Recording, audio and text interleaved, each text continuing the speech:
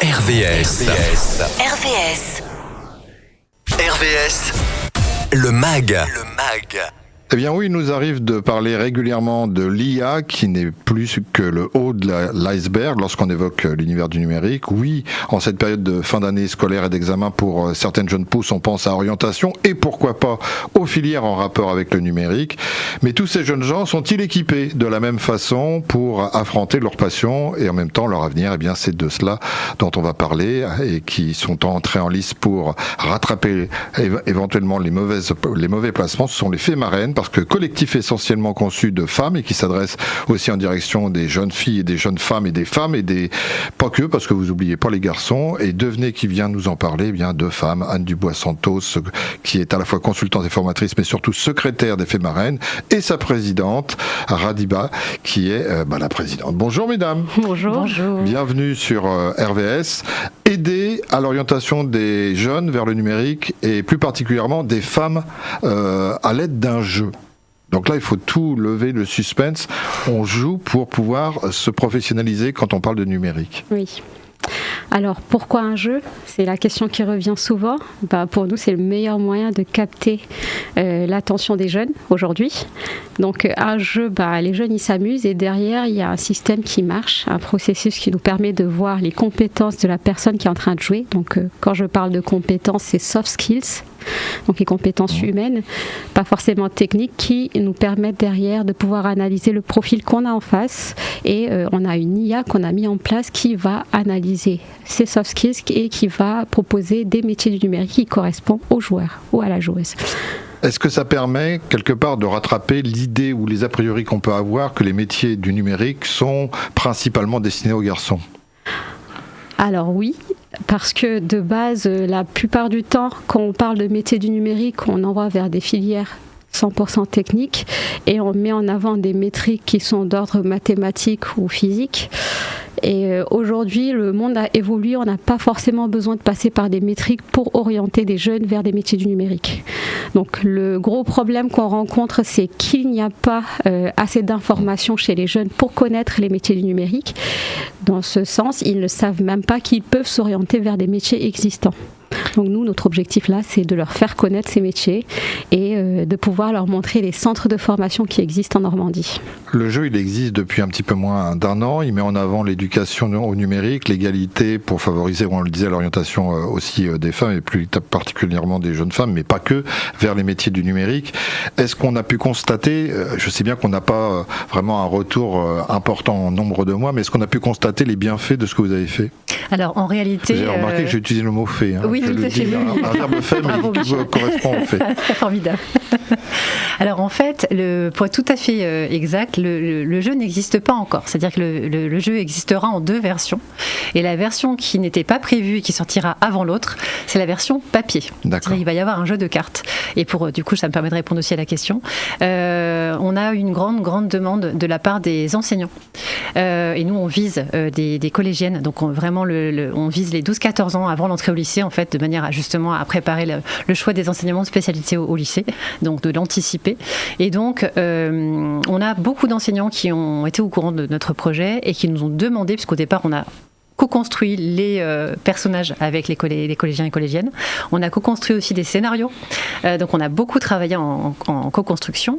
Et donc les enseignants nous ont rencontrés et nous ont dit, nous on a besoin de vous aussi. Et en fait on leur a proposé des versions papier en attendant que la version numérique sorte. On a joué avec des versions papier et là ils nous ont dit, mais en fait cet outil, on en a besoin. On voudrait cet outil en carte pour pouvoir l'utiliser en tant que conseiller d'orientation, professeur documentaliste, etc. Et donc on voit.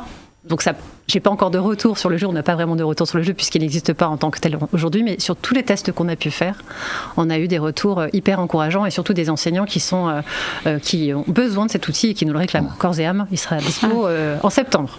Alors sans du tout vouloir polémiquer, mais on a vu les informations qui passent et qui repassent. Le Premier ministre a insisté sur 1 heure d'application pour les deuxièmes années, pour les secondes.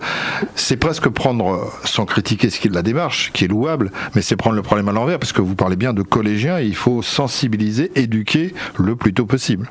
Oui, clairement. Alors, les collégiens et pas que, parce que derrière, il y a toute une structure, il y a des parents, il y a des proches, il y a plusieurs personnes, les enseignants qui accompagnent ces jeunes-là. Pour nous, le faire trop tard, c'est peut-être ne pas leur donner l'opportunité de faire ce qu'ils ont envie de faire. Parce qu'ils sont orientés selon les métriques dont je parlais, qui ne sont pas forcément ce qu'ils ont envie de faire. Donc souvent, c'est par dépit, parce qu'ils ne savent pas réellement ce qu'ils veulent faire, ou parce qu'ils ont été orientés par les envies d'une autre personne, ou une personne qui ne voit que la partie superficielle et pas forcément ce qui attire ce jeune-là, ou cette jeune.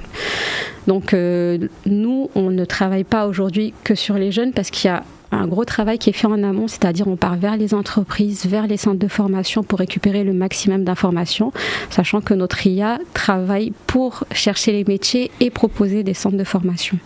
Voilà, il y a vraiment un gros travail qui est fait en parallèle.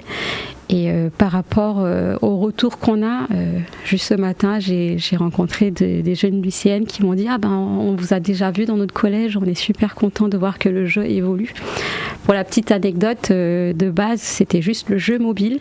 Et à force de rencontrer des jeunes et de leur présenter les personnages sous format carte et d'essayer de leur faire voir les stéréotypes, les préjugés et les informations qu'on a ou qu'on se fait, les idées qu'on se fait sur ces métiers-là, on a pu sortir des versions papier qui sont très intéressantes pour les enseignants, pour inculquer certains métiers et voir que tous les stéréotypes ne sont pas forcément bons à prendre. Alors justement, le jeu évolue, mais parce que, j'allais dire, le numérique évolue à une vitesse folle. Si on prend les IA, ça change presque d'un mois sur un mois. Ça veut dire qu'on doit former à des métiers qui vont encore exister.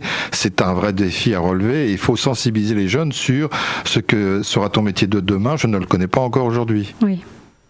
Complètement. Bon, c'est vrai qu'il y a quand même des informations de la part des enseignants et puis je pense qu'il y a aussi des parents qui sont assez soucieux de tout ça et qui les informent, qui les tiennent en éveil par rapport à ça. Mais c'est vrai que, nous on n'a pas non plus de boule de cristal, même si on est des fées, mais on aimerait bien. Mais c'est vrai que, comme disait Radi, par exemple, par rapport à, pour attacher sur les centres de formation, évidemment, nous c'est pareil, on doit être extrêmement à jour aussi sur ce qui est proposé. On en parlait juste il y a quelques minutes. Oui. Et puis ça, c'est évidemment faisable uniquement avec la version appli du jeu, puisque la version papier... et j'en profite pour dire que la version papier se joue de deux façons. Il y a le mode, comme tu disais, Radi, sur les stéréotypes, qui est hyper importante. Et ça nous a largement été suggéré par les enseignants et les élèves de tout âge. Et puis, on a le mode version découverte des métiers du numérique. Et puis, vous avez, vous me dites si je dis des bêtises, des actions de communication, de sensibilisation qui mêlent langue ancienne et langage de programmation. Oui. Langue ancienne, c'est le français ou on remonte au latin, au grec? On remonte beaucoup plus loin. Oui, avec des cryptogrammes et des hiéroglyphes. Carrément, il faut venir à une de nos conférences, Michel. Alors, peut-être pour décrypter un peu, les gens ne se rendent pas compte que, parmi les métiers du numérique, on a la programmation qui aujourd'hui est mise à une hauteur qui fait peur. Juste le fait de parler de programmation, les jeunes ont déjà peur, ils se disent « Ah non, ça c'est pas pour moi, c'est trop difficile », alors que c'est juste des langages qu'on décode, qu'on utilise pour mettre en place des processus. Et juste le fait de simplifier et de vulgariser tout ça, ça les pousse à aller rechercher et à découvrir ces informations-là, plutôt qu'à, dès le début, qu'à se mettre en retrait et se dire « c'est pas fait pour moi ». Au moins, ils sont intéressés et ils se demandent « c'est quoi ?» Donc le fait d'être intéressé, ça ramène la petite lumière et là, ils sont curieux, ils vont chercher. En étant curieux, en cherchant, on découvre des choses qu'on n'attendait pas. C'est un peu ça l'objectif, de les pousser au-delà de leurs limites. Alors pour sensibiliser un maximum de personnes, vous montez des collaborations, des associations, des partenariats, notamment avec l'Université de Rouen-Normandie, où les questions bientôt d'une deuxième version du jeu en intégrant les retours des usages, voire des usagers qui vous ont fait des remontées d'informations. Oui. Alors, pour le jeu, en collaboration avec l'Université de Rouen, donc c'est des prototypes qu'on a fait sur ces 2 dernières années. Donc, c'était pour tester les différents modes de jeu et le parcours du jeu. Il faut savoir que comme le jeu, il a été construit de base par des collégiens, donc il y a eu beaucoup de travail en amont, on a dû filtrer, on est parti sur des papiers avec du texte brut, on a pu créer des personnages fictifs et les modéliser en 3D. Donc derrière, après avoir mis en place ces personnages, il y a aussi les scénarios à mettre en place dans le jeu, comment ça se joue, comment on récupère les informations. Comment peut-on avoir d'autres informations ? Il nous reste à peine 15 secondes avec vous, les fées marraines. Comment on peut avoir ces informations ? Alors, ces informations, déjà, on partage toutes les activités qu'on fait au niveau de notre site, donc les Fées Marraines. On partage les événements en collaboration et qu'on crée nous-mêmes. Et, LinkedIn, Instagram, on est un peu sur tous les réseaux. Eh bien, on restera sur ces mots. Merci, mesdames. Merci. Merci beaucoup.